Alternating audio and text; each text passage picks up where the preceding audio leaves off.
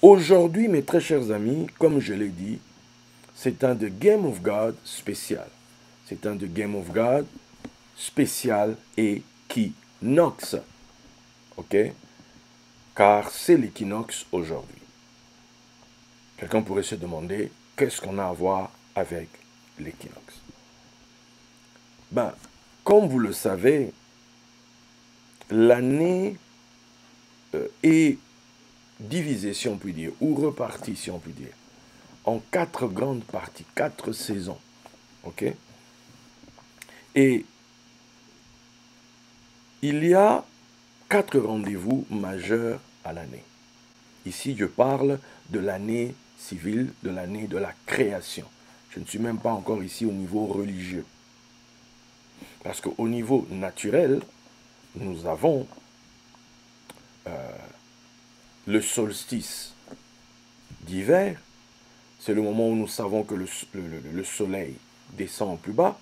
Et là, juste après, le soleil va reprendre sa remontée. OK? J'ai déjà eu à enseigner là-dessus. Après, nous avons, quand nous arrivons au printemps, nous avons ce qu'on va appeler l'équinoxe du printemps. OK?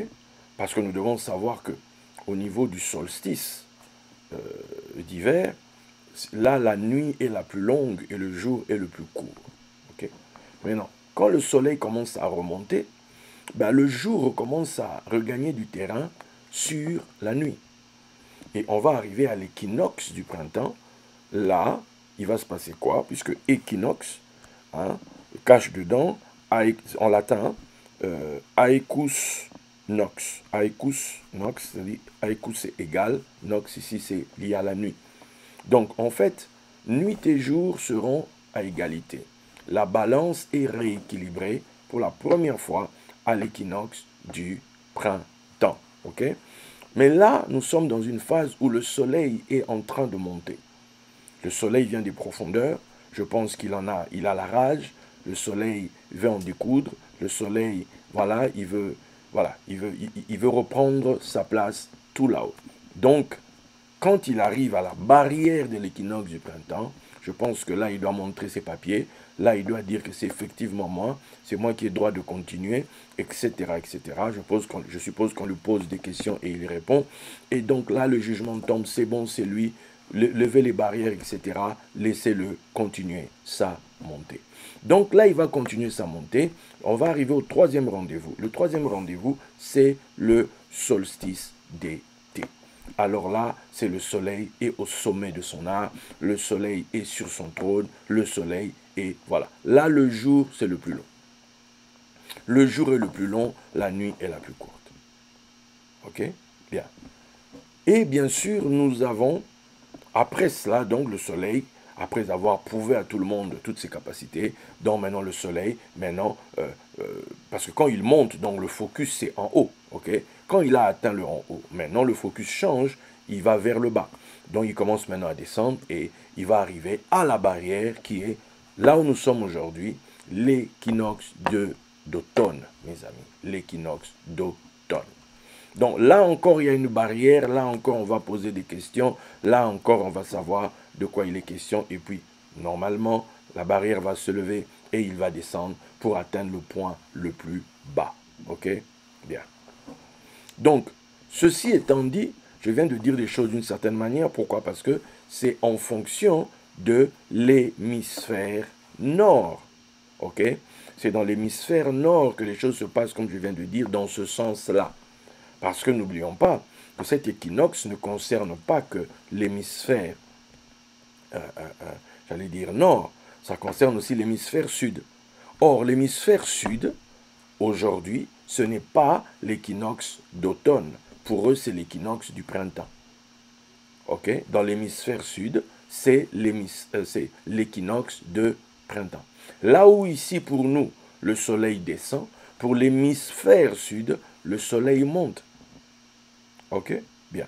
Or, nous savons que ces petites distinctions sont importantes parce que, en ce qui concerne la montée, nous sommes en mode spiritualisation. Nous sommes en mode roagnote. OK? la spiritualité. On s'élève, on s'élève. Et plus on s'élève, pour s'élever, il faut s'alléger. Ok? Là, on est en quête des choses élevées. On est en quête des choses d'en haut. On est en quête des choses spirituelles. On est en quête de la connaissance. On est en quête des révélations. On est en quête des explications. On est en quête de cela. Parce que ce soleil qui est né au solstice, après le solstice, bien sûr, au cœur du solstice d'hiver, une lumière naît. Et cette lumière doit s'élever. Cette lumière doit monter. Cette lumière doit aller jusqu'au solstice. Comment on appelle ça? Au solstice d'été. Ok? Et c'est quand cette lumière atteint le point le plus haut que maintenant cette lumière va descendre. Et quand on parle de gloire, on parle de poids, de kavod. Le kavod, il est question de poids, quelque chose qui est lourd. Quand quelque chose est lourd, la tendance la ramène vers le bas. Pour s'élever, on s'allège. Pour descendre, on s'alourdit. Ok? Donc, il y a la phase montée, il y a la phase descendante. Donc, pour nous qui sommes en l'hémisphère nord, c'est maintenant la phase descendante. Ok? Nous sommes à la barrière de la phase descendante, c'est-à-dire de la phase de la matérialisation, de la phase de la matérialité. On vient de faire le séminaire de la matérialisation il n'y a pas longtemps. Donc la porte de la naturelle, la création, Ateva c'est la nature, et 86, il y a aussi Elohim, tout ça. Donc la nature, c'est le vêtement de Dieu, la nature, c'est le temple de Dieu, la nature a ses rendez-vous. Ok? Et ce rendez-vous-ci dit donc aux gens de l'hémisphère nord, voici, va s'ouvrir maintenant une époque, un temps propice à la matérialisation. Ok? Parce qu'il y a les choses d'en haut et puis il y a les choses d'en bas. Et les choses d'en haut, à un moment donné, doivent entrer. On avait parlé du Dalet, la porte numéro 4, etc. La création, l'espace-temps. Voilà. Voici sa porte. La fameuse porte, c'est ici. Ok? C'est ici où les portes sont, où se trouve la barrière, où se trouve la balance, où se trouvent les juges. C'est ici. Ok? Donc, ça signifierait quelque part que ça change même, dans cette perspective, ça nous donne une autre lecture du solstice d'hiver, c'est-à-dire descendre au plus bas. Pourquoi on descend au plus bas? Parce qu'on a été alourdi. On a été tellement alourdi. Vous savez, dans les films, souvent on voit quand on veut tuer quelqu'un, etc., ou bien on lui tire une balle, et puis on attache ses pieds, on met des plombs, ou on met des trucs lourds. Pourquoi? Pour que ça l'emmène au plus bas. Au plus bas, tu vois. Donc on l'alourdit tellement pour qu'il aille plus bas, c'est-à-dire le plus bas possible. Il ne faut pas qu'il flotte, il faut qu'il descende au plus bas. Donc maintenant, où se décide ce poids? Où se décide ce poids dont tu vas être lesté? J'espère que c'est ça l'expression. On va te mettre quel poids? Ben, c'est ici que ça se décide. C'est dans cette époque que ça se décide. Dans le monde naturel. Ok? On a donc lu jusqu'à Apocalypse 20, verset 11. On a maintenant Apocalypse 21, verset 1. Là-bas, on dit, puis, après que l'ancien cieux est fui devant celui qui était sur le trône, aujourd'hui c'est le jour de celui qui est sur le trône. Ok? Puis je vis un nouveau ciel. Et une nouvelle terre. Car le premier ciel et la première terre avaient disparu et la mer n'était plus. Est-ce que tu es en train de comprendre ça? Le premier ciel et la première terre avaient disparu. Justement ceux qui ont été frappés de la loi des saisons. N'oublions pas, hein, notre fil, notre truc, c'est ce truc-là. Cette fameuse loi des saisons. Parce que nous sommes à l'équinoxe d'automne. Nous sommes au moment où le soleil arrive à la barrière et on est en train de l'interroger. Le focus du soleil, c'est la terre. Il est en mode descente. N'oublions pas. En montée, le focus, c'était le ciel. En descendant, donc, c'est la terre. Donc, à la barrière, on veut savoir. il se dirige vers quelle terre? Alléluia. C'est vers quelle terre? Son focus c'est où? Il va vers quelle terre? C'est la question à la barrière. On va le laisser, tu vois, c'est comme quand quelqu'un arrive à la barrière, oui, ici la barrière, voilà, monsieur tel est à la barrière, qu'est-ce qu'on fait? On le laisse entrer. Bon, ok. Voilà, monsieur, vous pouvez aller, vous voyez le monsieur là-bas, voilà, il vous attend, allez vers lui, il va vous diriger. Voilà. C'est l'équinoxe d'automne, le soleil est là, et il pose tout comment on appelle ça, sur un des plateaux de la balance. C'est là on le dirige où? Ce soleil, on le dirige où? Il va vers quelle terre? Alléluia, mes amis.